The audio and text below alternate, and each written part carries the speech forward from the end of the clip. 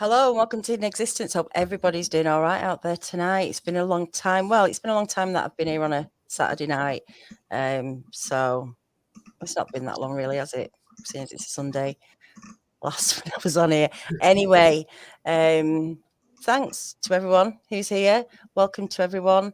With me tonight, my usual Sunday night co-host, Jason. How are you? I'm groovy. How are you, Daniela? I'm good. I'm good. Are you tapping away at your computer there? You're doing your taxes? Yeah. Yeah, no. That was at you, Jason. Never mind. No, With us, hold on. Just keep talking. I'm doing my There you taxes. We're just going. yeah, gone all blurry now, but it's okay. Tapping away. Tapping away. With us tonight, from Texas, San Antonio, Texas, the author of Cryptids of the World is Ryan Edwards. Welcome, Ryan. Hello, everyone. It's a pleasure to be here. Thank you for coming on tonight. Now, you've just brought a book out. We'll get into how you got into everything, but your book's great because it's almost like the A to Z of cryptids, and you've gone to quite some unusual ones as well that people might not have heard about, and you take quite a logical approach to your research. Yeah. Like, with me, I've always... You said it's an A to what? Hold on, Ryan. There's something very important happening here. You said it's an A to what? I knew this was going to happen. Well, not if you were here, but I knew you'd pick up on that. It's like the A to Z. Oh, yes. So Jason can understand what I meant. Yes, okay. There. It's like an A to Z. Thank you, because I'm like, who is Zed? I don't remember that being. I don't remember Zed being in the book. He's a Power Rangers villain. What is going on? I was so terribly confused. I know. I should have. Thank you for explaining to us Westerners. Those of us across the pond, You're and welcome. Not from Canada. Also, you're welcome. Yeah. Well, it's said. Fred Wilkin says it's said. Sorry if I've confused anyone. We dropped the ED when we rebelled. Dang it! This is another show. That's another show, Jason. We'll have to talk about this tomorrow. Fine. We'll talk about this tomorrow. Yes. You can't pronounce things, and I can. And we'll go through it. We'll go through all the words and all the words. Okay. All of them. We're from Texas. If you talk to someone on the Eastern Seaboard, they don't even know what we're saying. And we're from the same country, so I think you're good. There you go, Jason. That's what it is. Don't. We need content, Ryan. Don't solve this problem for us logically. We know these things. We need content. Don't kill the bit, dude. We've done like 5 episodes where we're just going back on how to pronounce tomato. It's tomato. Thank you. Is it? Okay, Ryan. I can't remember anymore. I'm so confused. I dread going to the supermarket and asking for fruit and veg now. It's like, weird. Can you give me the red one right there? It's like the tomato. It's like I'm not going to say it. I'm not going to say it. Just give me that one. Thank you. Give me the red fruit, please. All right. No. The one confusing. Yeah. Mm-hmm. Exactly. Yeah. But look, let's get back to our guest. Yes, please, Ryan. Your book is excellent. And to Danielle's point, I love because everyone tends to focus on one cryptid versus another, and yours is one of those few books that actually does sort of. It actually gives us an explanation or a review of all of these different cryptozoological animals. I love that about your book. Thank you. Because I know there's so many specialists out there that might specialize in Bigfoot, Dogman, lake monsters, flying humanoids. And how I see it, I kind of specialize in certain aspects of the field as well, but everything's just so interesting. And there's so many cryptids that are not so famous that I kind of want to bring out, let them kind of be put out in the field again and let people know a little bit more about the more unknown cryptids out there. Because so many throughout history that have kind of been put under the rug because they're just no one hears about them anymore. Mm-hmm. Yes, absolutely. Quick question, because I have tons of questions for you.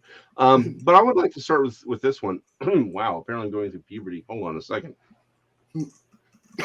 Get it oiled up. Yeah, there you go. A bunch of testosterone in my water or something. I don't know what's going on. Anyway, Right.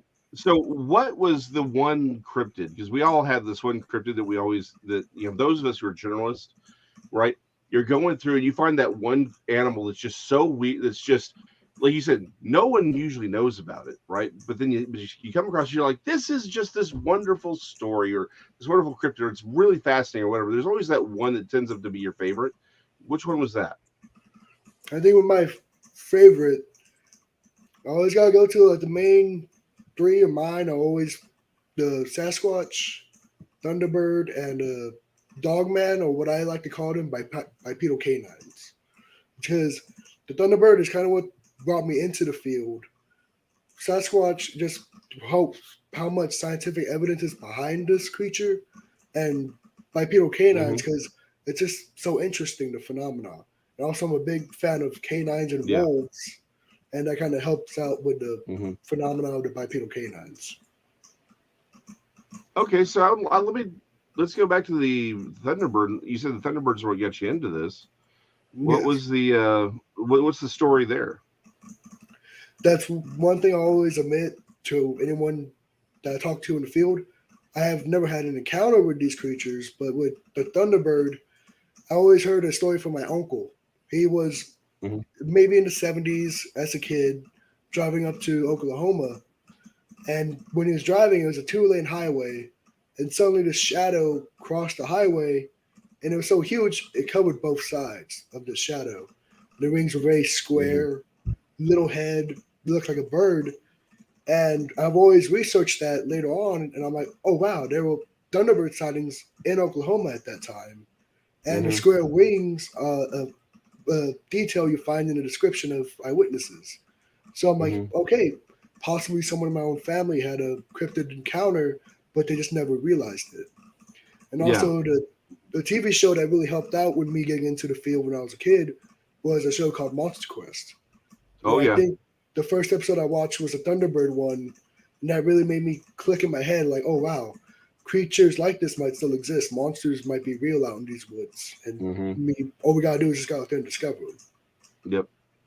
Nope. Yeah, I completely understand. I can't tell you how many stories I get from people saying, I was driving from here to here, or I was driving, it was, at night, and this bird flies over and its wings. Again, the description of the wings being on either side of a 2-lane highway, I get that all the time from people. Even people who are like, they're not into cryptids. I did a closing one time, and we were just talking, and he mentioned it. I'm like, okay, that's interesting. It just, there's all kinds of people have all kinds of encounters like that in Texas, Arizona, New Mexico, Oklahoma. Yes. So absolutely, I get that. Daniela, did you have any questions for our illustrious guest? I do have one. Yeah. Excellent. Should I get it in? I'll get it in now. Out of all the ones that you've been through, what are the ones that are the most kind of plausible, do you think, and the ones that are least plausible to you? With me, the most plausible are mostly the unknown primates seen across the world, from Bigfoot to the orang pendek to the Gagri of Africa to the Isnashi of South America. Because if you look through primatology, most primatologists say we only know 5% of the fossil record of primates. And that leaves a lot of gaps of something that we don't know of.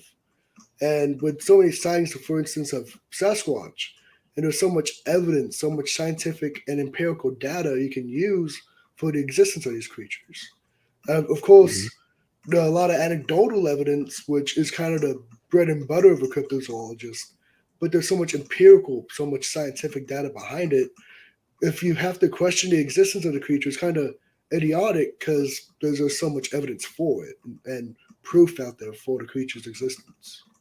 And with implausible, when me, I'm a very scientifically minded, so there's certain cryptids that they're due to their physical description it's something evolutionarily couldn't really exist. Like, for instance, the Jersey Devil or the Goat Man or creatures like that. It's kind of suggests a creature that's maybe not based in science and evolution, but maybe based in something more paranormal or astrophysical, something of that nature.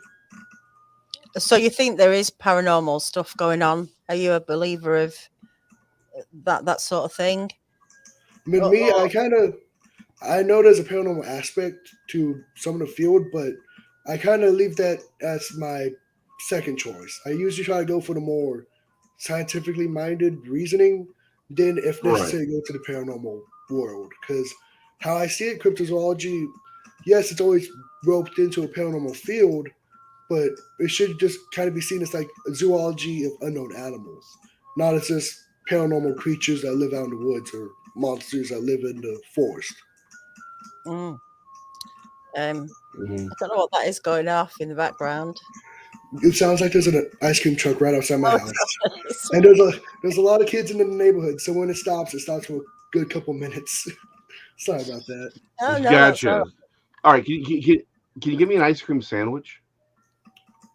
I I think I can give it to you from the screen, but I don't know if I can exactly do that. You're in Texas, so maybe if I take maybe a 5 hour drive up to Dallas, I can do it. Yeah, Probably melted exactly. by Yeah, it would be like a 5 hour drive. So, then. all right, I'll get my own then, Ryan. Yeah. So okay, so actually, probably conversation for another time, but we got to talk about the Jersey Devil because I actually do think the thing is, I think it is a real creature. In fact, but the thing is, I think the depictions of it are completely wrong. Uh, because all of our depictions are coming from a drawing that was made by an artist who was in I want to say Pittsburgh or Philadelphia, one of the two, I think and they had gotten Philadelphia. the reports. Yeah, I think it was Philadelphia. And anyway, he worked for the paper. He took their descriptions and rendered them literally, right? What the thing is, because he didn't take it seriously. The problem is when people are describing things, they tend to describe something that's familiar. They're not saying that's what it is. They're simply saying that that was the closest thing they can put it to, right? And this Yeah. was before the age of people didn't know what dinosaurs were back then. They didn't have necessarily this broader worldview that we have today. And so, if you really look at a lot of their descriptions from people who've seen it, I kind of tend to think it was a rhamphorhynchoid pterosaur. Like I said, conversation for another time. Um, so, along the lines of what Daniela was saying, the least plausible. The question then becomes: do you actually think that maybe these are just stories, or do you think, like the paranormal aspect, do you actually think that there is a paranormal world out there for people, or and that may not be your again, if it's not your specialty, I understand, but do you think it's there, or do you think it's psychological? What are we thinking there? I think the paranormal is there because I've known people that have had paranormal experiences, and there is Mhm. evidence for the paranormal to be in the world.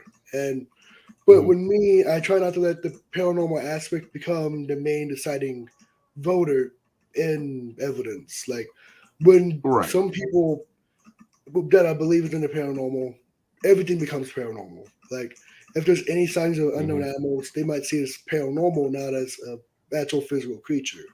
Which is kind of what I try not to do. Is I try not to mix the two. I try to keep Mhm. paranormal its own little box, cryptozoology, unknown animals in its own other box.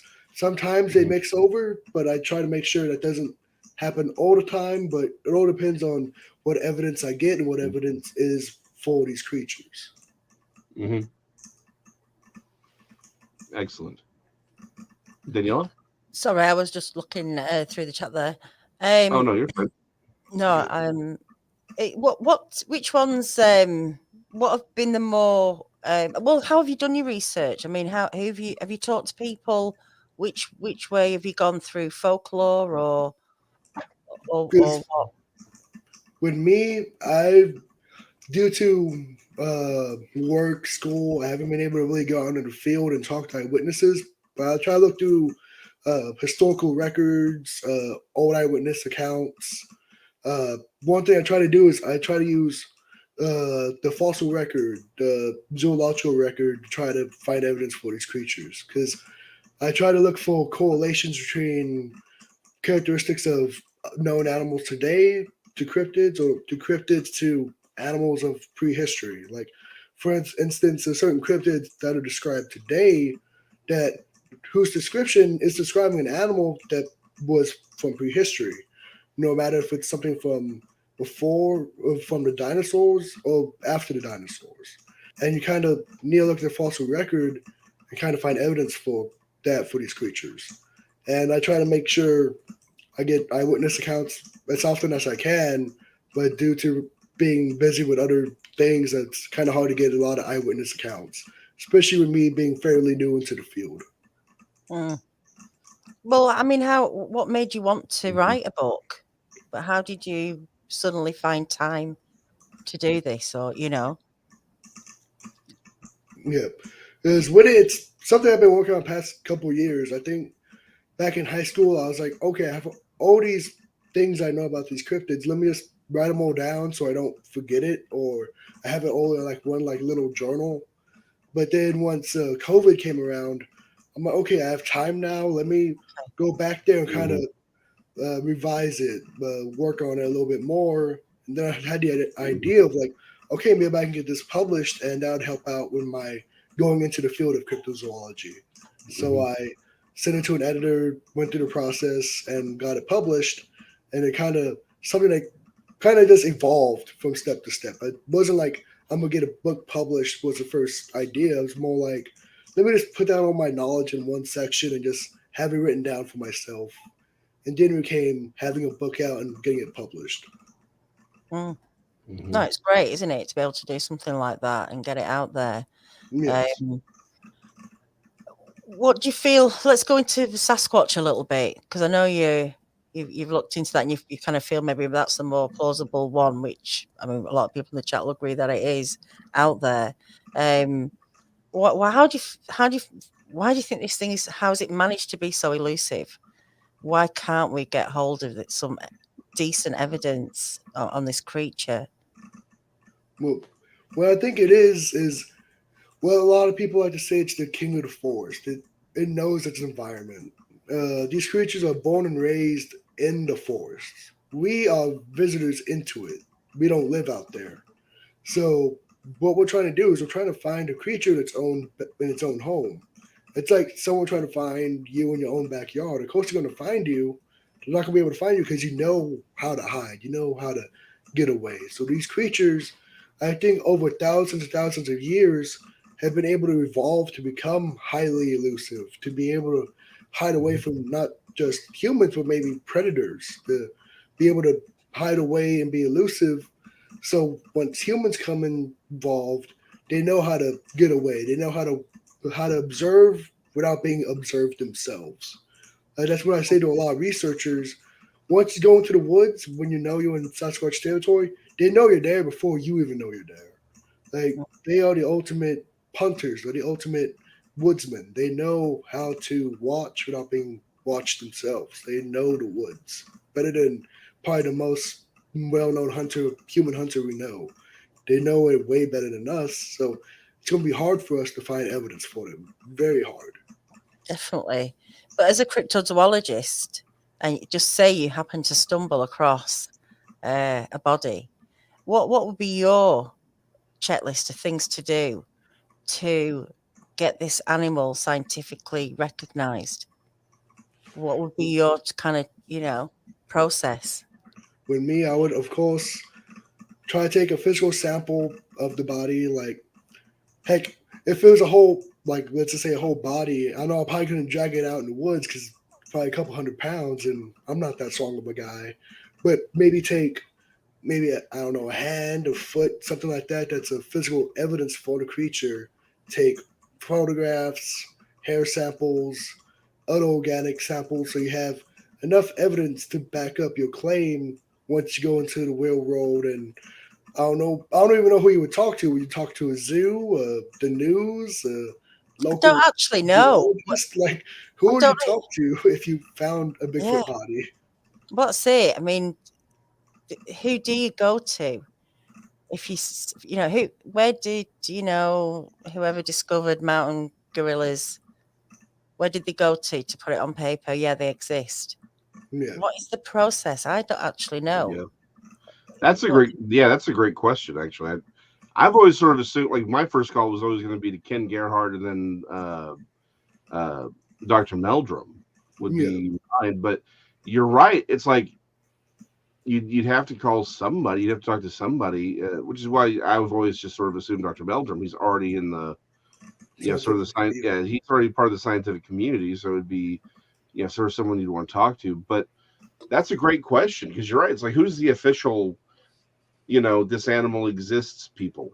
Like, Like, I know there's plenty of examples in Bigfoot research that people have said they found evidence, and they call, let's say, the local authorities, and nothing comes from that. Like, we know there's no evidence that Sasquatch exists, but yet people have said they found evidence and have called, like, local FBI or police departments, and suddenly the goes missing or something like that.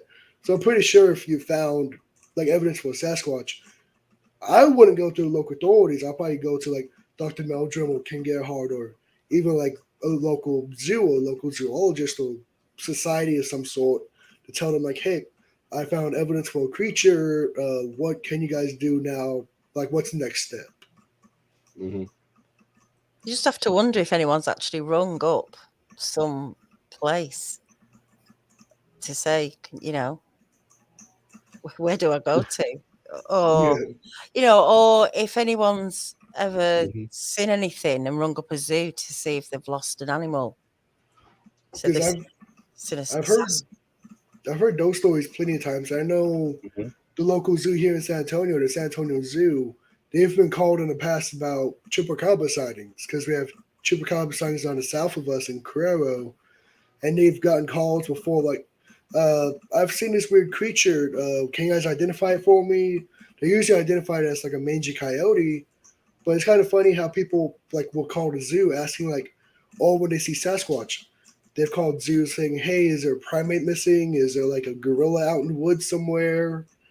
And even here in San Antonio as well, we have the Southwest Research Center, actually developed by a lot of local scientists, and they have baboons on property. And we've had a couple Bigfoot sightings, and they call that location saying, is there a bamboo missing? Like, did you guys get a monkey out? Like, what am I seeing right now? And if it's not a monkey, what is it?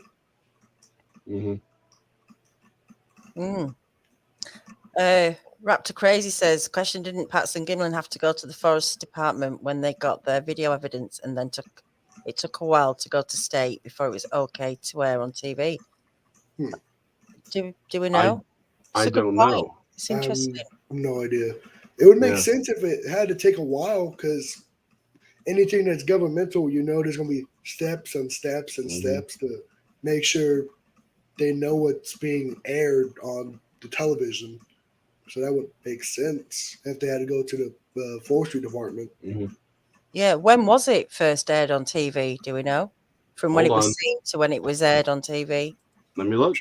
That would be interesting to know. I remember seeing it in the 80s for the first time on some, like, kids news round program. And I don't imagine back then they were just posting anything, doing anything on national television.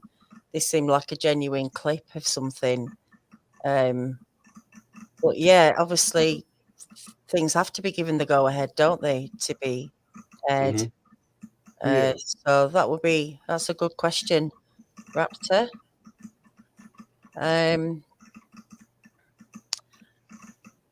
Where's the other one? Bigfoot Michigan Rob says, you've got a nice jacket on. And Cansquatch said, should be smoking a pipe. Sorry, guys. I'm wearing this right now because it's kind of cold in my house, and I have a little bit of a cold, so I'm like, I need to make sure I stay warm so I don't get any worse. You do right. You do right. Looks good. So, are you still looking, Jason? Yeah. So the film was actually recorded on October 20th of 1967. IMDb. Let me see if they have a. So it would make sense if it maybe got released maybe 1968, 1969, maybe early 70s. Yeah, no one's saying when it was first released.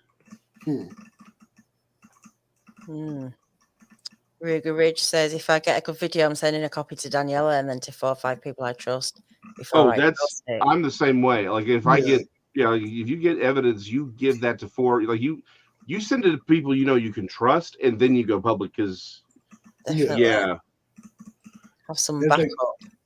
You always make sure it's like to a couple people, because make sure it's like people you trust, and make sure it's a couple, like 4 or 5 people, because you always want to make sure that everyone has it. Like, okay, everyone has it, now let me go public with it.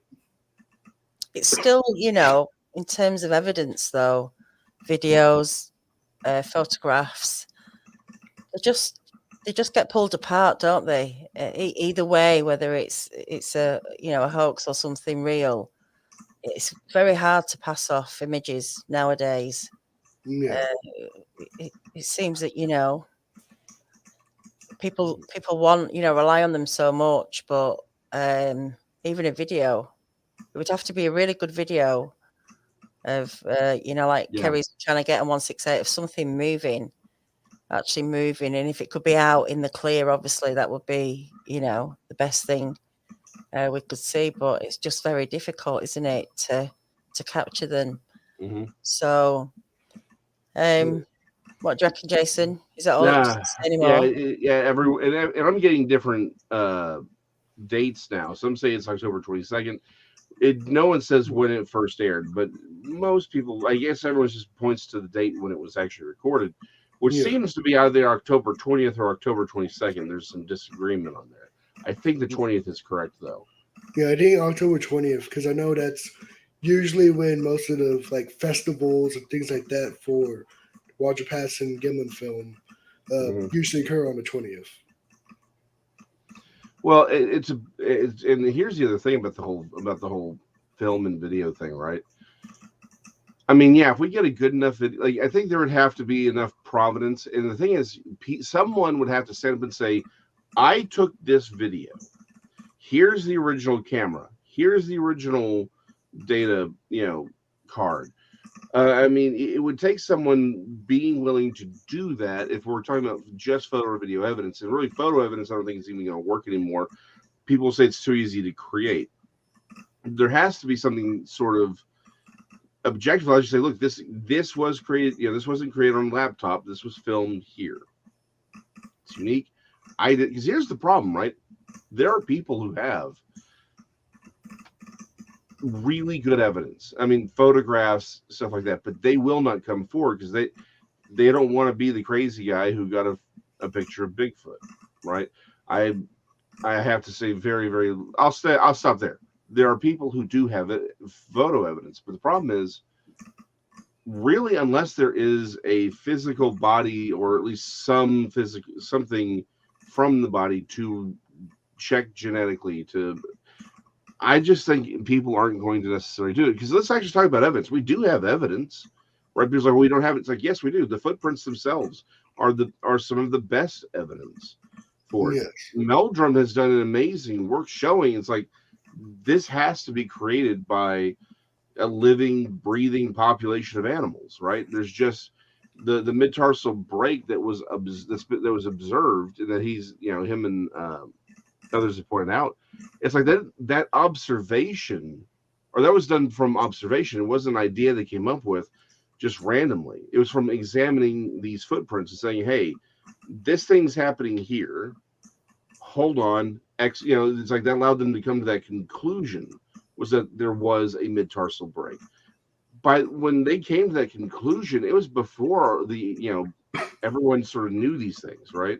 I mean, it was popularized by Bigfooters. So it's like you're telling me that 20, 30, 40 years ago, before this was popularly known, there was a group of people all around the country creating tracks that actually created that indicated a mid-tarsal break.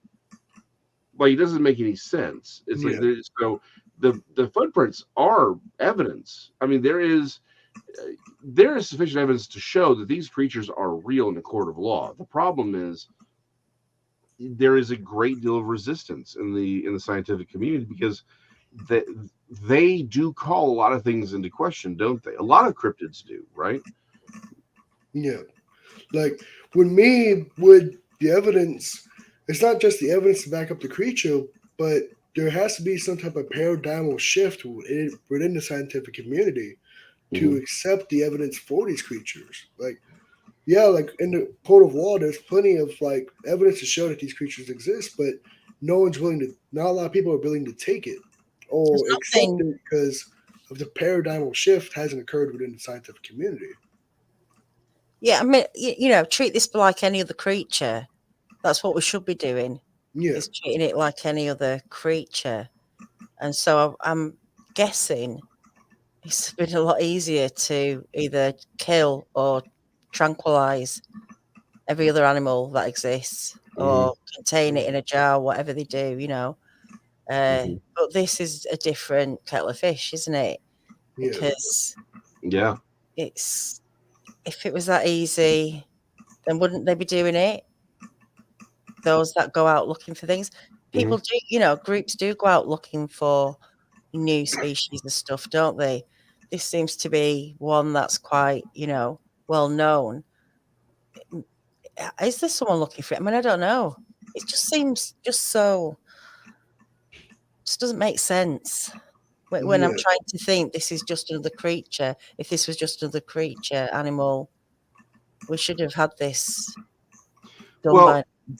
So Danielle, I'm right there with you. I forget who said it. I forget who said this, but they said it was a prominent Bigfooter, and he said, you know, I believe in Bigfoot every Monday, Wednesday, and Friday, and then I don't believe every Tuesday, Thursday, and Sunday, right?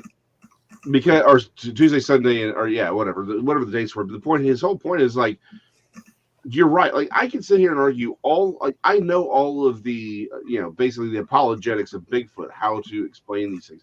I've even got my own. I even like to point out. Look, I don't think we're seeing them as often as we do. I think a lot of it's misinformation. I think a lot of it is paranormal stuff that people are mistaking for Bigfoot. But at the end of the day, it's like, okay, a very low population. We're really not seeing them that often, et cetera, et cetera, et cetera. Great, all for it. But you'd still think at some point one of them would have made a mistake, walked into traffic, got smacked by a semi, and then we got a body laying there, right? They'd be running away. We'd see a family of them running away from a giant, massive forest fire. Some National Geographic group would be out there with their high-powered lenses, right, watching deer eat something, to have some Bigfoot walk up and just like grab it, start beating it into the ground, right? It's like you'd imagine something like that would happen. It's like, why don't we have that? And the one thing I point to, at least in my head, is studying wolverines. I was listening to a professor who that's what he did. He specializes in wolverines, right? And I was listening to some nature thing they were doing. He is like, we know what they are, we know when they're active, we know where they're active, we know what they eat, we know what their mating, practices are. He's like, but I can go out in the field for an entire season and not see one of them. So, granted, wolverines are significantly smaller than, say, a Bigfoot, but look at the Sumatran rhino. It was there. People went back and forth on whether or not it was even extinct versus a surviving population until just a few years ago, where one dude managed with like 13 cameras. He was out there for months, catches one 30-second video of a rhinoceros in the jungle. So I go back to, if a rhinoceros can hide and everyone's actually looking for it, and I'm sorry, I don't see any evidence that rhinos are the smartest. They're not the brightest bulbs in the drawer, right? Yeah. But if they can remain elusive for 100 years, to the point where everyone's like, we don't know if these things are alive or not, then you take it to Bigfoot, which primates are already smarter. And if you just think Bigfoot's a primate, great. It's a very, very large primate. which means it's a lot smarter. There's a lot of room in that cranium for some smarts. So I would imagine, Yes. it's sort of like the question of psychopaths, right? These serial killers, right? The ones who go around killing all your Kellogg's. It's like, what if we only catch the dumb ones? Right? The people who get caught either because they made a mistake or just sheer bad luck. But every serial killer, not every, but a lot of them make claims. It's like, we've got all kinds of, it's like, I've killed people for way longer than you think. I've killed way more people than you think. What if, again, it goes back to, do we catch the smart ones? It doesn't look like we are. Like, we catch the ones who get lazy or make mistakes, but if they're truly smart, we don't catch them at all. Well, we don't even know they're like, sorry, go on, Ryan. Like, if you think of it, like with Bigfoot and the serial killer, like, I'm pretty sure the Sasquatches that we see, are probably the dumb ones. Like, the older ones, the ones that have so much experience, we've probably never seen those because they're so highly intelligent and highly derived brains that they're able to hide away from us. It's probably the ones that are younger and stupid are the ones that we see that eyewitnesses have encounters with. Yeah, it's quite possible, isn't it? Yeah. What other creature though can sneak away from you, as opposed to I know big cats can sneak up on you and maybe other creatures, but when you spot something, it doesn't hide, does it? It makes itself known. It'll either run away and make a noise as it's doing it, but Bigfoot seems to have like the upper hand on that, where it can seem to walk off quietly, or I don't know, maybe it just pulls itself up in a tree. I don't know, but it is obviously more intelligent seems to be than most creatures. Well, it's not a weasel. Yeah. I mean, like I actually shared a video with Tex just because I thought it was an amazing video.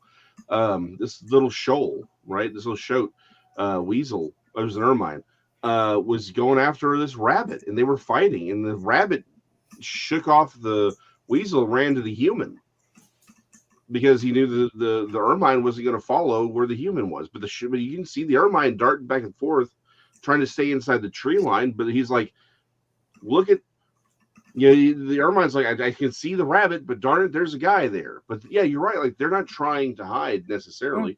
They'll run away from us, right?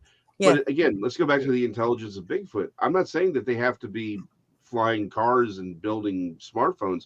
They just got to be smarter than your average bear, right? If they want to stay away from us because they're like, those people are nuts. I get it, Bigfoot. I get it. I would too. They're like humans. They got boomsticks. Boomsticks are bad. Let's stay away from those guys, because it looked like they did have a much closer, American Indians prior to European colonization. They had way more contact with these creatures. It's because they weren't a threat, right? If the best you got is a spear made out of flint, you're not going to be a threat to a lot of these creatures. They're physically superior.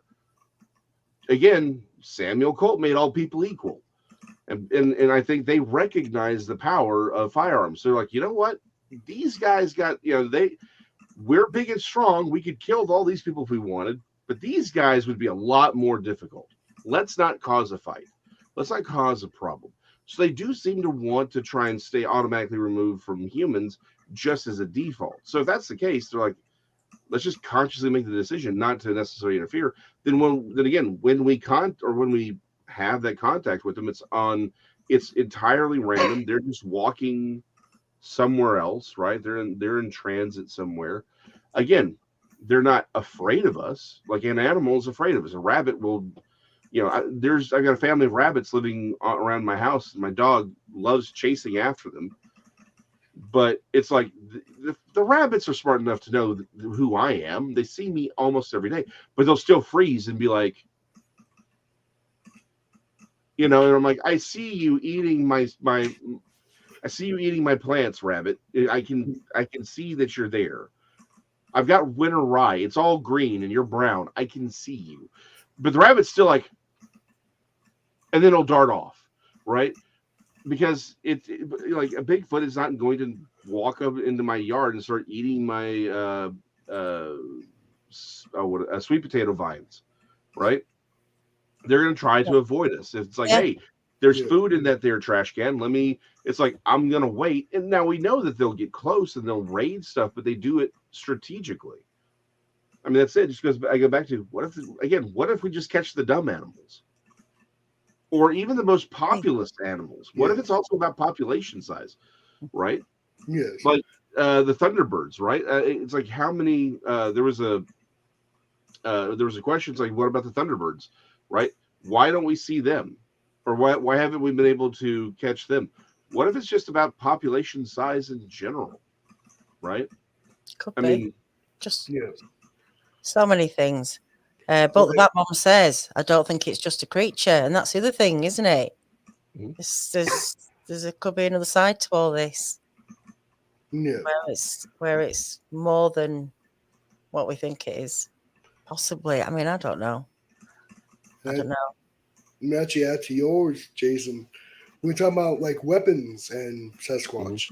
One thing also, when you compare the Native American indigenous population and the settlers, is that Native Americans didn't really change the environment. They lived Mhm. off the land. They didn't really change the world around them. But with settlers, they cut down trees, blocked rivers, created dams, created lakes that destroyed acres and acres of natural environment. So I think also Sasquatch noticed that difference in how the humans treated the earth and treated the environment. So that might be another reason why they stay away from us more. Because Native Americans, they were closer to the Native Americans probably because they weren't with threats because of weaponry, and also they respected the earth. They respected the environment. While settlers didn't. The settlers destroyed swaths and swaths of forest just to create homes and farms and businesses. And probably Sasquatch saw that and kept farther and farther away because they realized these new people are taking away their land, taking away their homes. And that might be another reason why Sasquatch are even more less prolific now than when they were back in the day. Well, so I don't inherently disagree, but I think the problem is these creatures are clearly intelligent enough to say, why don't we just stop this? Like everything will fight for its home. So it's like, why didn't they? Why didn't we have like freaking emus, right? The Australian government went to war with emus and lost. But it's like, the emus didn't take crap from anybody. You tell me that an 8 foot, depending on who you talk to, 8 to 12 foot tall primate, they can manhandle and beat a feral hog to death, is walking around being like, dude, these guys moved into my home. I'm just leaving. Like, I don't like. Yes. There has to be more to it than just that. Yes. So I mean, I think the deciding factor really is, again, firearms, but I think maybe they didn't really care because there's all kinds of forests out there, right? Yeah. If it's a small enough population, they're like, you know what, they got boomsticks. It doesn't matter. And again, they cross streets, they do dumpster diving, right?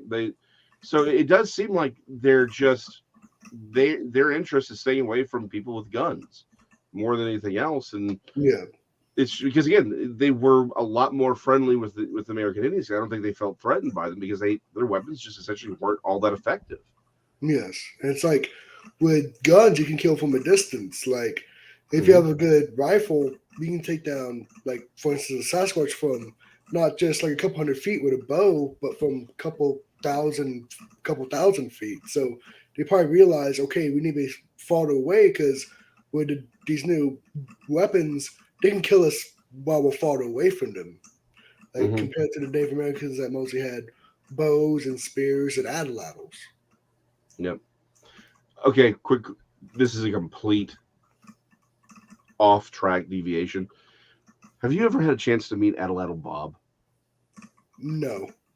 Oh, I don't even know if he's still alive. If you get a chance, yeah, I know there are videos about Atlatl Bob, but I will recommend this for everyone. Atlatl Bob, look him up. He is the greatest thing you will ever see in your life. He makes atlatls and stone tools What from are they? scratch. What's Oh, you don't know an atlatl? It's basically one of the earliest examples of military of what's called sort of a weapons system, right? So like, oh, calm down, little dog. She's like, I'm gonna go defend the house now. Please, you're 20 pounds of coward. Anyway, so the coyotes are back in our backyard.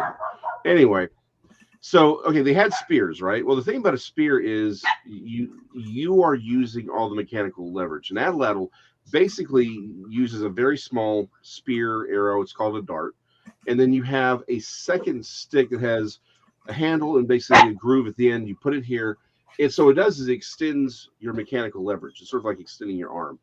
I'm trying to think of you would hold it like this. You put the dart in your finger. And so you have this stick's usually about 3 foot long, has a little groove. You put your dart in there and you just run and it goes way further. Has a lot more power. And it makes that sound. And whenever you act it out, you have to go or you don't, you don't do it properly. Okay. Like that. Chew. Okay, I'll do that. Mm-hmm. Chew. It's very breathy. It's like you gotta make sure your vocal cords that's it. I'll practice. I'm not even going to try with my vocal cords right now. No. I'll keep practicing it. Must use the sound effects, definitely, or it doesn't, I always do it when I'm going around a corner in the car. I don't. So, yeah, it's fascinating. Bigfoot, Sasquatch, and everything that goes with it. I don't know, I always think, has anyone ever rung Peter, Jason? Remember the people for eating tasty animals? Yeah. Yeah. Mm. Yeah. Yeah. I don't care what you call them. But has anyone actually rung some government? Some government office are going to be, give me the department for Bigfoot, or for, I want to report a Bigfoot. I want to report a Bigfoot sighting. Who do I? Yeah. No. Oregon, I think, actually recognizes Bigfoot as a real creature. Yeah, and I know certain counties in Washington State and also California. Also, I know Whitehall, New York, also has laws to protect Bigfoot. Like if you shot a Bigfoot in Whitehall, you're going to jail. Well, yeah, I mean, they put that up, but nobody can do it. That is probably why. Mm-hmm. I mean, there's been, I don't know. I just can't believe we don't have a body yet. Again, that's the question, right? We do. But surely by now people are wise to. Who was it? Batman put before, I think. If one gets run over, someone will come and make it disappear. Well, it depends who you're ringing. Who you ringing? If you're ringing, if you have an accident, run something over. Don't ring the police. Don't ring the police. That's probably not the first thing you should do.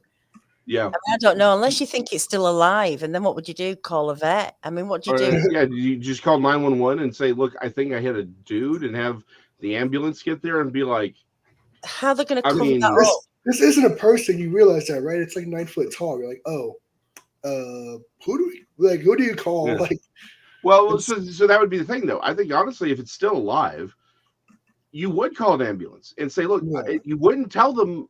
So here's the deal. I think the average person is like, it's a monster. But like us, it's like, bring an ambulance. I think a dude was hit by a car.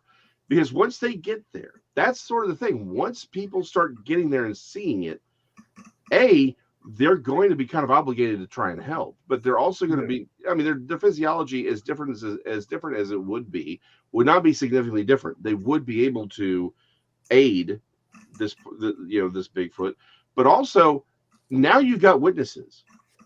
Yeah. And when the cops show up, because they will, you're going to start having witnesses. There's going to be a point where there's too much. Now, again, if you're out in the woods and you come across maybe some lone Bigfoot whose family abandoned it or whatever, it's just out there running around. You come across and it's dead. So here's the problem. You've got to have the ambulance isn't long enough. Yeah, put a 9-foot Bigfoot in. They just open it up and the legs are sticking out, and they have like a little flag tied on the toe. You know, so here's the thing, though. There are people who've made the claim that this has actually happened, but that someone came around and said, you're not going to talk about it, right? I mean, so here's the deal. Like, for every Bigfooter out there, it's like, unless you, like, if you come across them in the body in the woods, do you even have the material to take samples? Yeah.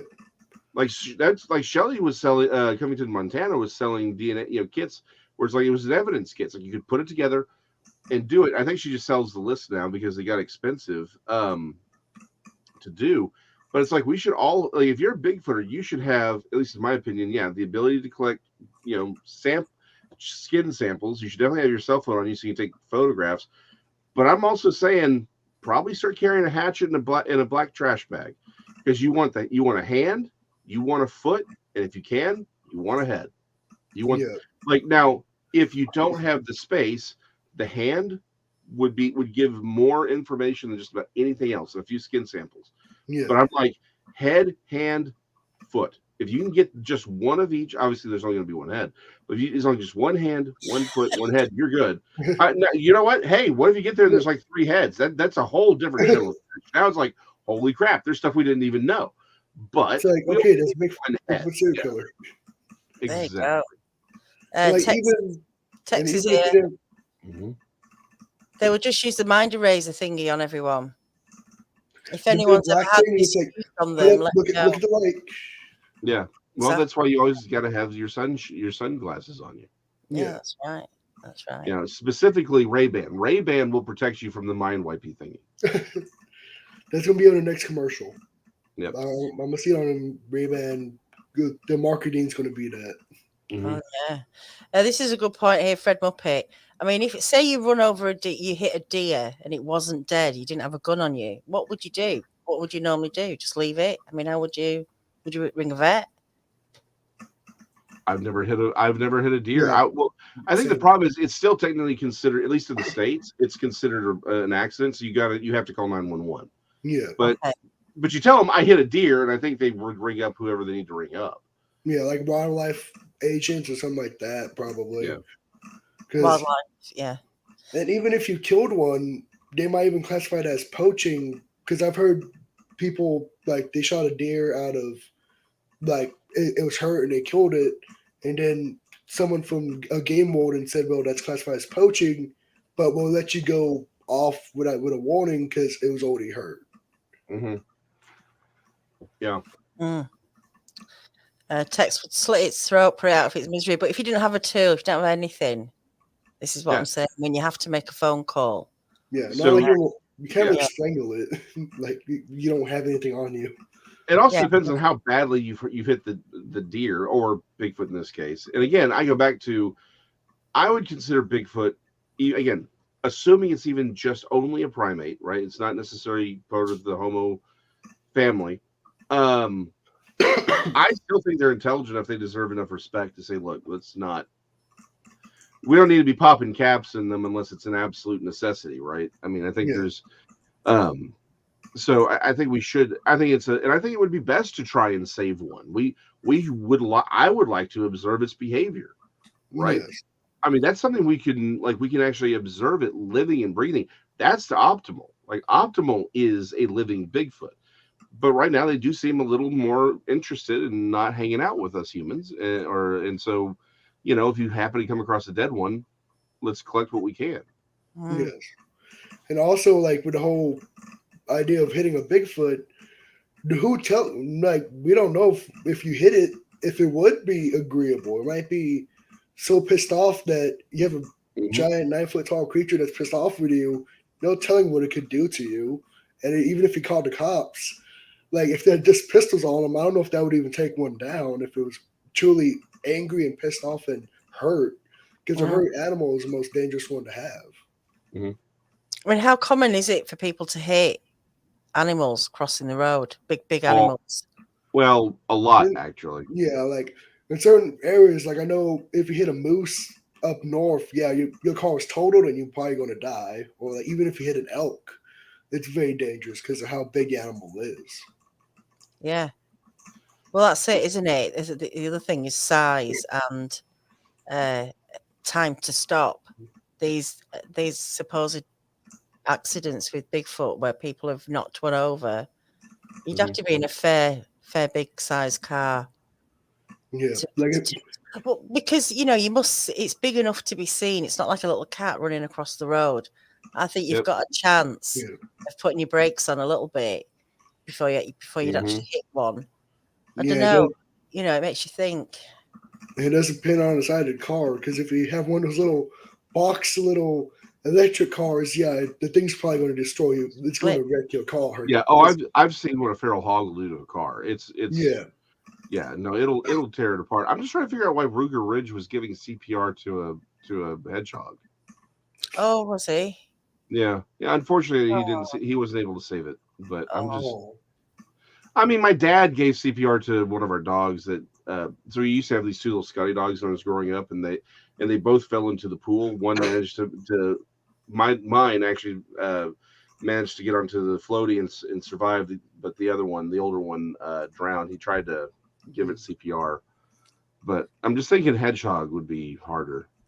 You probably need to use like fingers. I know, like with babies, they tell you to use like 2 fingers for CPR. So I'm assuming with a small animal, you probably use like 3 or 2 fingers for CPR, so you don't like put down with too much pressure. Okay, so Raptor Crazy, I think is a great has a great question, and it's like, hey, wouldn't it be better, if you're a researcher, wouldn't it be better to ask the sheriff's department or state police rather than saying, there's just people standing in their yard instead of having people in your yard? What's your thoughts on that, Ryan? Yeah, because I know. Yeah, like if I was in that situation, I would say it's a person, because that would get a sheriff department out there quicker, because they think it's like breaking in or something like that. Because I know there's plenty of witnesses that say, well, I'm not going to say there's a Bigfoot in my yard or something like that. They say, well, there's a bear or there's a mountain lion. So if I was in a situation, I think it'd be a lot smarter to say if there's a person. I think actually what Raptor's saying is, if you're going to be a researcher, wouldn't it be better to ask the sheriff department or the state police for reports of people saying people are standing in their yards, especially in a rural place? Yeah. Because we take, I mean, it's a double-edged thing, isn't it? It's whether or not they're going to disclose that, or they've just written it off as a bear or whatever. But that would be a place to go to, wouldn't it, to get some true reports, I guess. Yeah.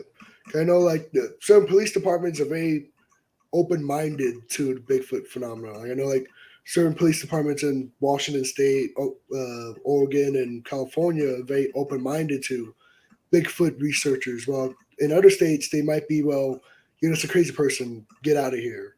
So it kind of depends on, like, the police department. Also, kind of how you ask them. Like, if you ask, like, are there any reports of, let's just say, weird animal deaths, or are there weird signs of people saying there's people in their yards, or people messing with their homes at night, and kind of saying, like, well, not saying it's a straight up Sasquatch or Bigfoot, but maybe are there weird signs of bears or creatures like that, other than just saying, well, are there Bigfoot signs in your area?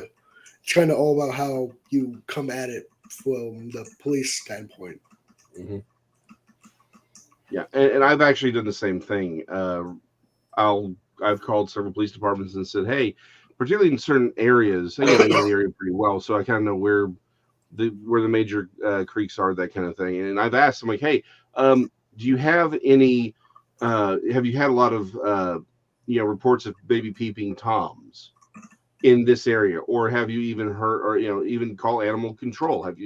Have people reported maybe bears here? Just it's like, and sometimes you'll get weird looks, but it's like, you're giving them an out, right? Where it's like, okay, it's something weird occurring here. And so you don't necessarily have to come back and say, I'm looking for a Bigfoot. So I think it's a great, it's a great sort of trick to do, particularly if you want to fish it out, because guess what? Not everyone's going to report seeing a Bigfoot. Yeah. Maybe they don't even think it's a Bigfoot.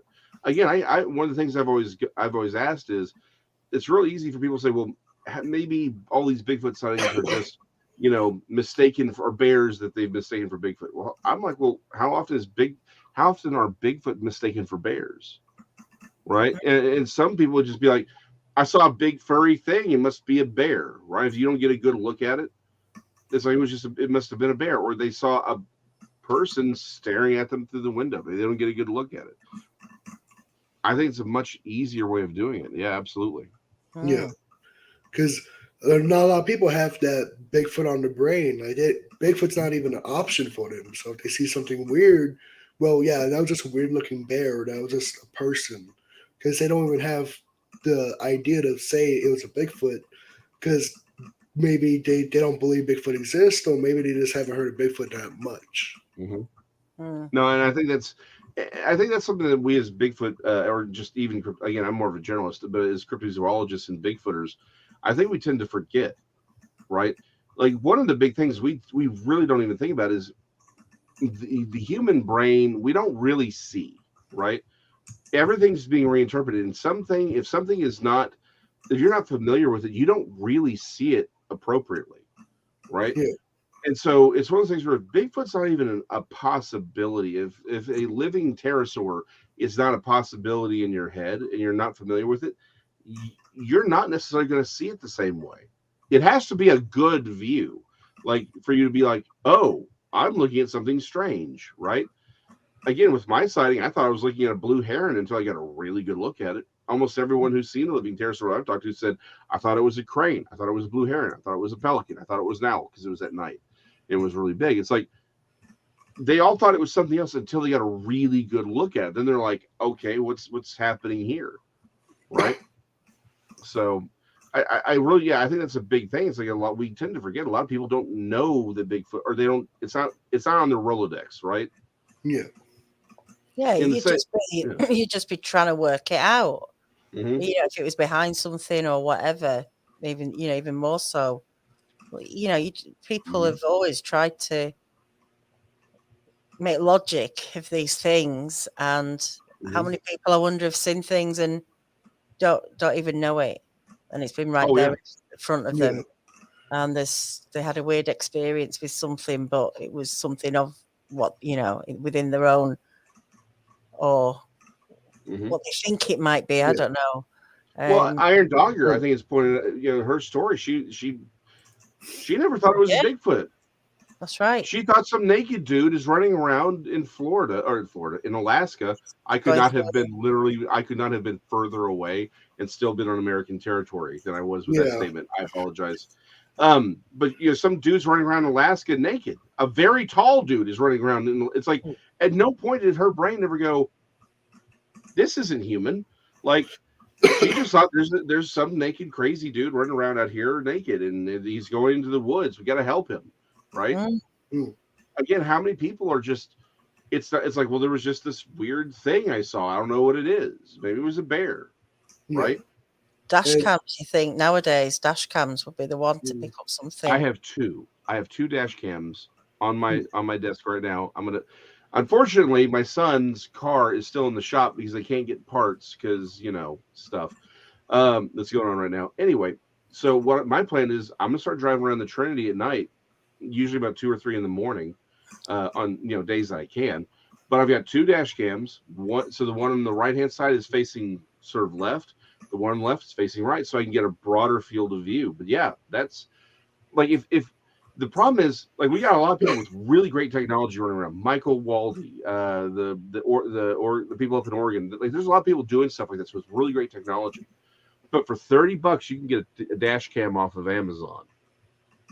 And if we had thousands of people driving around with dash cams in the middle, at like 2, 3 in the morning, in areas where Bigfoot are, we'd probably get that one great video, right? Yeah. Because honestly, like, I've had the idea of getting dash cams on my car, but what I thought about doing with dash cam is I was going to find out a way to put on the back windshield, because I've heard plenty of people say, well, if you're walking in the woods, take a video behind you to see if something's watching you from the back. So if you put a dash cam on your car, you might see something peek out from behind a tree from behind you, watching you from behind, possibly.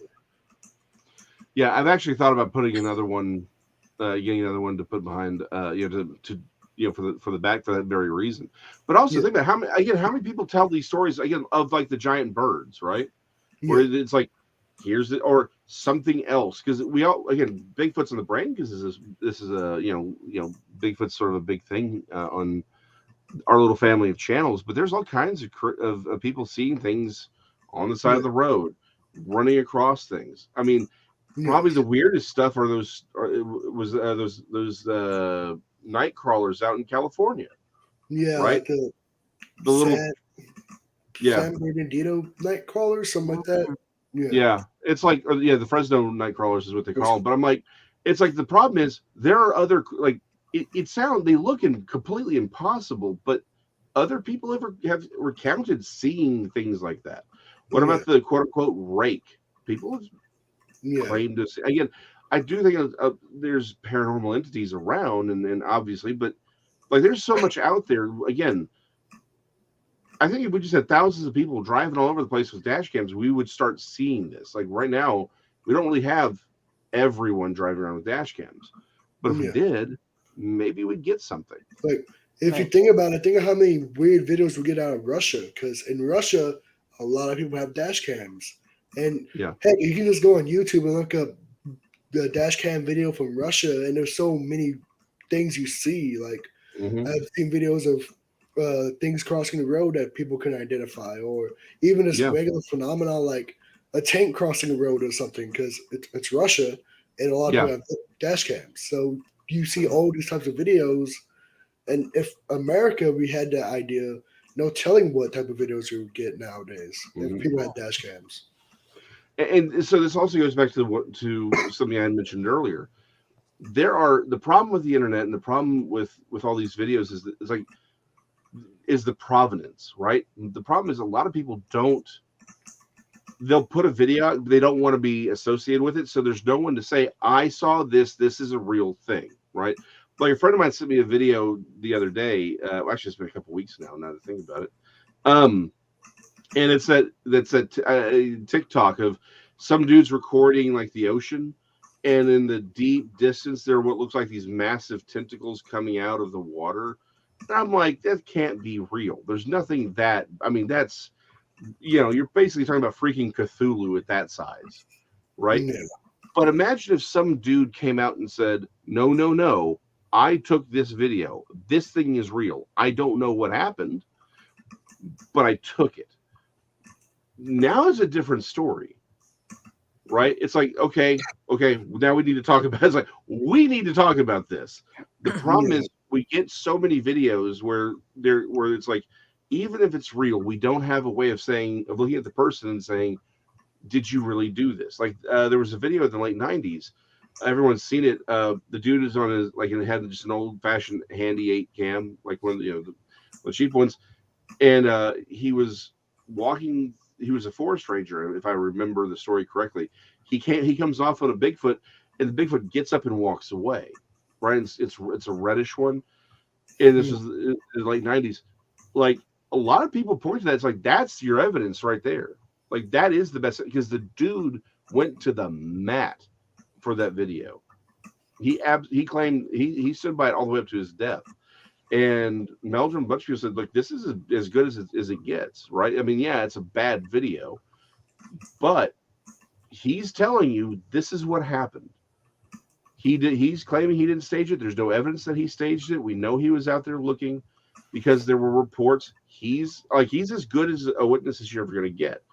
Yeah. So what we need are more people to come out and say, I stand by this video or this camera or this photo. We have to. They can't just post it to the internet. That's the other thing. Yeah. Because it is all about like provenance of the video. Like, okay, like think how much CGI and computer animation you can do in video nowadays. And a lot of people say, well, it's CGI, it's computer animation, but a lot of times you can kind of tell in a video. Like if you watch a certain movie, you can tell it's CGI. You can tell it's not there. And with trying to put something inlaid on a video, it can look even worse. So I can see how even through nowadays with computer animation and editing of videos, it's just so hard to pick out what's real and what's not real, and what's a hoax and what's not a hoax. Oh, absolutely. So I feel, you know, and I don't mean any offense, but I just think it's a waste of time trying to prove anything to anyone with a photo. There's just, you know, a solid static image does not prove anything. Yeah, we need video. By the way, I think Jamie Cottrell, I think, is correct. It's the Blue Mountains video, I think. And the name of the video that I was discussing. All right, okay. Yeah, I think she's got that. Because was that by Freeman, correct? Or was that... I think you're right. I'm terrible with names. I have always publicly stated this. I'm lucky to remember my name. So, you know, I never, like, unless I know that I know, I'm just saying, hey, this is it. I mean, maybe, but I think she's right on the Blue Mountains. Yeah. Yeah, no, I mean, there's so many videos out there where it's like, if I knew that, if there was someone who would come out and say this thing's real, I mean, it would really change a lot, or it would allow us to ask a lot of questions, right? Forget Bigfoot. There are people who've said, no, I took this video, right, of this weird thing. It opens up all the possibilities. It's like, okay, maybe this thing is real. Maybe this, you know, it allows us to actually start exploring. The problem is most people don't do that because they don't want the attention. Yeah. No. Again, you need context with an image. You need context with an image. And I know there is stuff out there and there is stuff happening to people. I know, especially Strangeland. Yes, there's stuff happening and you are documenting it. But to prove it to other people, it's very difficult. Yeah. To prove what it is. Because we don't even know what this stuff is or what is happening. And so where it comes to Sasquatch, you know, for me, for anything, I think you have to have that body. You have to physically be able to test it in any way, the ways that they do. But not only that, to know a creature, surely you need to know how it works, how it, survives, how its behavioral thing is. So this, you know, you can't put this one in a box really and study it. We can't even study it out of the box, you know. It's just, you know, one of the, I kind of, you know I don't want to stop the conversation of let's talk about what it could be and everything, or, you know, we don't need to get one to know what it is, but at the end of the day, that's what we'll have to do that. I think there's just no other way around it. And I don't want anyone to go out and kill one, but really we will never know what this thing is until we've been able, we can study it properly. How we do that, I have no idea. Yeah, like how I always say it, it's like I think the best way we could do it is like if we capture one alive, able to look at, watch it, observe its behavior, find out some way we can track it and release it out into the wild. And let's see where it goes. Let's see if we can watch it in the wild and watch its behavior, maybe with other creatures of its own species, and just from there maybe started researching into the animals. If we find a way to track one of them, that could lead us to researching the whole species maybe. Well, I mean, why can't we, you know, put something in that peanut butter, a little chip? Yeah. So that won't dissolve in the stomach, even if it lasted for 48 hours. And you could see how fast this thing could move or where it goes. Or, I mean, there must be something. I just have this image of like a microchip being put. That's like being someone putting it in like a piece of cheese, being like you're trying to give medicine to your dog. Your dog, I know they pick it out, don't they? Yeah. You just stick a microchip in a spoonful of peanut butter. It's like, here you go, Sasquatch. You never know. I mean, it could take some. Maybe it takes the jar with it. Yeah, maybe.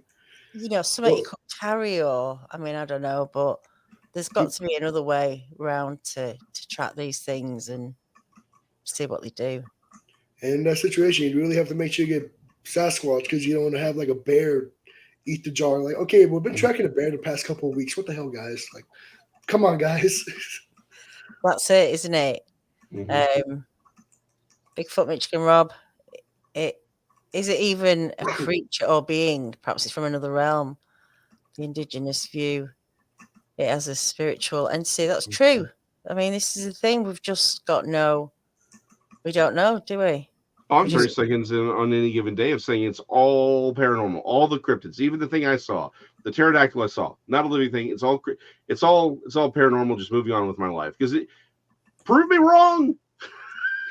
Yeah, like it's very hard to prove a point wrong or correct in this field because it's all speculation. It is not a lot of evidence behind one certain viewpoint. It's just all about what a person's own perspective. When it comes to like the spectrum of viewpoints in cryptozoology, no matter if it's from physical to paranormal, it all depends on the individual, like their background, their viewpoints on where in the spectrum they want to be. This was something. Sorry, Phil put up earlier about when was the panda bear discovered 100 years ago, but that was just discovered by the Westerners, wasn't it? It existed before that, and people knew about the natives knew of it. The natives knew of it. We just didn't. But The again, same thing with the mountain gorillas. Same thing with the okapi. So and we are finding animals all the time. There was a cat that was discovered last year before last. It was this. There was a cat that was discovered in France that people talked about for decades of this, maybe even longer. They called it the cat fox or something like that because it looked weird. It was this weird cat thing, but they finally found it, like, nope, here it is. So again, small, like we're finding again, we typically find small animals, or again, sea can be big, but we typically find small things. So it's like, it goes back to your original question, Daniel. It's like, why is this really big thing hiding from us? But again, what if we have found it? Like, what if we have Jeff Stewart, I think, had the greatest point of all. What if we have found remains, but it wasn't like the head, right? People out there, they find a few bones. Well, if they look human enough, and I know for a fact that doctors can mistake, goats for child bones, and you're telling me that this very humanoid thing, if we don't find the whole skeleton, we only find like maybe a couple leg bones. If it's a juvenile, people are going to be like, "Hey, this looks human." They're just gonna, how many people have found them and just either left the body there because it's a decaying body. I don't want to have anything to do with it. Well, I've said this before a while ago. How many museums probably hold some sort of evidence in their stock rooms? Because a museum just doesn't have what's on display. It has a stock of masses of stuff that it can display. And who's to say there's not some, bone or jawbone or some set of bones in a box somewhere, some museum, some country, who knows? We know that's true. I mean, we know that they have actually made discoveries of animals, like of stuff that they've had for like 80 years. They're like, we've had this box of bones for 80 years. We just finally went through it. I'm like, 80 years? What the heck have you been doing for the last 80 years? You had a box of dinosaur bones and just didn't decide to open it? It's like, this isn't a Christmas card, And they're like, well, we discovered this thing, or we had this thing caught. It was in formaldehyde, and we just took another look at it and said, oh, holy crap, this is something we haven't seen before. It's been sitting on their shelves for 30 years. It's like, this is like, that's not even a hypothetical that you're talking about. We know that happens. It's like, if you look into paleontology, I think one paleontologist said once per week they find a dinosaur. And it's not because they found a fossil out in like Dakota or something. It's because they looked at someone's fossil record, a fossil room in a museum, and found this one little bone that says, okay, that's a totally new species. Or they rename a species because it's proven to be something entirely different. No telling if you do that with extinct species. It happens so many times with nowadays. Like one little characteristic can change one animal into another because it's like, okay, these are two different species now just because of one defining characteristic. Yeah. It's a fascinating subject. And we will have to have you back on again, Ryan, because we could probably talk about this all night. Honestly, I could. Yeah. It's like that for us, isn't it? We just Yep. go round and round this kind of like, I don't know, circle, cul-de-sac even of questions and possible answers, and it just goes on and on. But let's talk about how people can get hold of your book, because we've not talked about that much, have Yeah. we? Yeah. Okay. I can breathe now. Okay, perfect. With the book, if you want to get hold of it, it's on Amazon and Barnes & Noble. Just look up Cryptids of the World and my name, Ryan Edwards, and it should be one of the first things to pop up. Okay. If you guys want it from a physical store, I know there are not many physical stores. If anyone is local in Texas, I do library speakings every so often here in Central Texas between like Austin and San Antonio. When I do this, I usually sell my books. But that's not, I try to do once per month. But if you guys for sure want a copy, Amazon and Barnes & Noble are the best places to go pick up a copy. Okay. Right, I've got a link for it here. So let me put that link in the chat. So people, if you want to go and check it out, let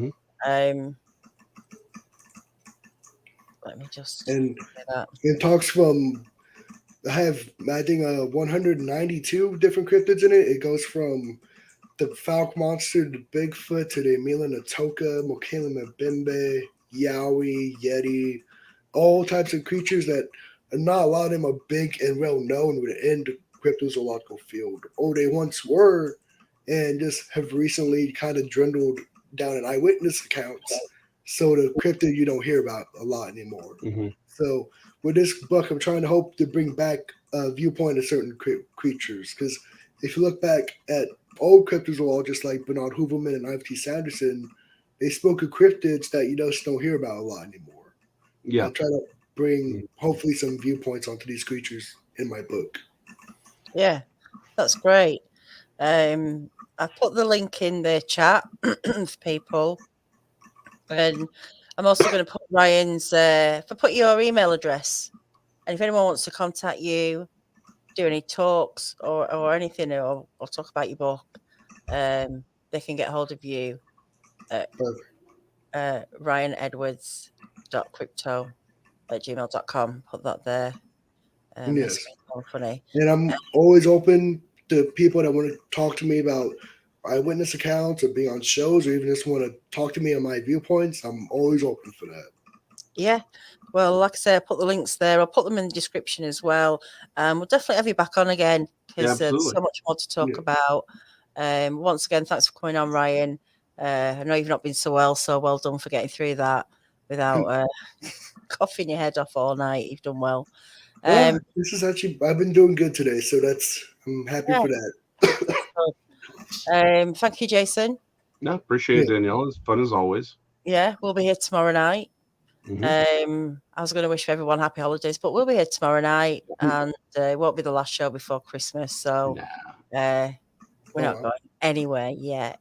But I hope everyone has a good night and a good weekend, and stay safe, everyone, and good night. See you tomorrow.